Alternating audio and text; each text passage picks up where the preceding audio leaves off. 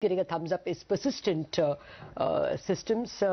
Came with a fairly decent quarter, so let's get to the management. We have the management joining us. Oh, yes, we do. Let's welcome him. Anand Deshpande joins in now. Mr. Deshpande, this quarter's performance has been, is it sustainable or was there any element of a one-off?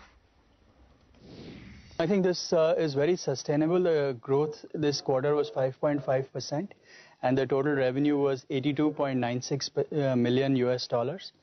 We are trying to pivot the business into an enterprise segment. We had extremely good new customer business during the quarter, and one of the acquisitions that we had made in the previous quarter actually starts off in the one that we did for Epona actually starts to kick in only in this quarter. So this number should actually be better in the second half of the year.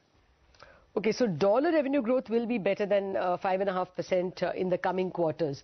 Then what was the contribution of your acquisitions in this quarter, and what will it be in the coming quarter?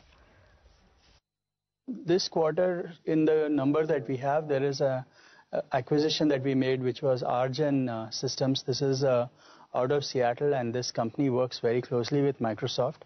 The contribution of this was about 2.8% roughly, and that's really that was one of the components of this quarter's number, but that is a sustainable number.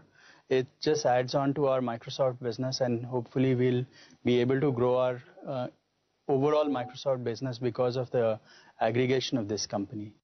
Well, the IP business continues to struggle. It's declined very sharply this time, more than 7% quarter on quarter, and has been declining, in fact, for 3 straight quarters now. In your assessment, will IP continue to remain under pressure? For one more quarter, I think there will be some pressure, though there may be benefit of the Q4 that has some extra services revenues and maintenance revenues that are targeted to Q4. Q1, we expect the new product to be in the market, and that should help in improving new license revenues for Q4 of our financial year. But the product is quite robust. We are seeing a very healthy pipeline, but since the product is not released, new buying has been a little standstill for the previous quarter. Yeah, but what about margins? Do you maintain your PBT margin guidance of 18 to 20%, and what can we expect on EBITDA margin front? We do expect to improve margins over the next 2 quarters, but overall, we are investing quite aggressively as we pivot the business from our traditional 100% ISV-centric business to the enterprises with the enterprise digital transformation numbers. We have won the largest number of accounts this quarter. We had 91 new accounts that we were able to open this quarter, and overall, there is a lot of activity in the new lines of business that we have started out. And that is going to cost some investments. But, overall, I think we are quite upbeat about the performance this quarter and the trends that we see. And I think the margin numbers will pick up as the improvement on the revenue line starts to happen. So, your first half, if we, just assess the situation, the first half of FY16, the dollar revenue growth stands at 8.5%.